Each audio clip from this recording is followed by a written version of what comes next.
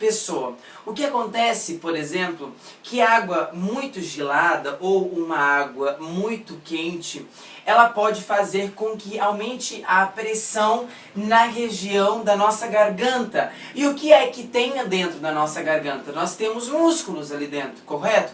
Concorda comigo? 2 músculos totalmente direcionados ao canto, a laringe e a faringe, estão dentro da nossa garganta. A partir desse momento, então, que eu coloco em contato com ela certos alimentos em determinadas temperaturas, os meus músculos podem reagir de uma forma muito diferente, certo?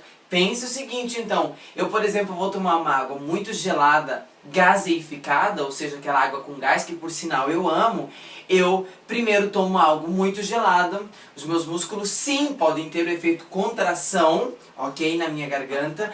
O gás contido naquela água pode fazer com que aumente a pressão na região da minha garganta, ou até mesmo a produção natural por uma obtenção de cuidado do nosso corpo, produção de saliva grossa, que pode acontecer, por exemplo, quando eu consumo leite ou chocolate, ou seus derivados do leite, e eu então vou ter a saliva grossa, a minha garganta, os meus músculos contraídos, de repente eu estou cantando, que justamente eu quero o efeito contrário, que é os meus músculos relaxados.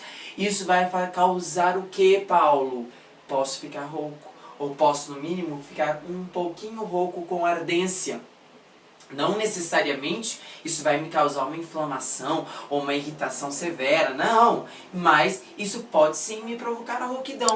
E isso tem muito sentido. Se você toma, por exemplo, algo com gás, ou se você consome algumas coisas antes, como chocolate, pode sim refletir de forma muito negativa na sua voz. Então é importante que você tome cuidado e, sobretudo, observe o que faz mal ou o que faz bem para você.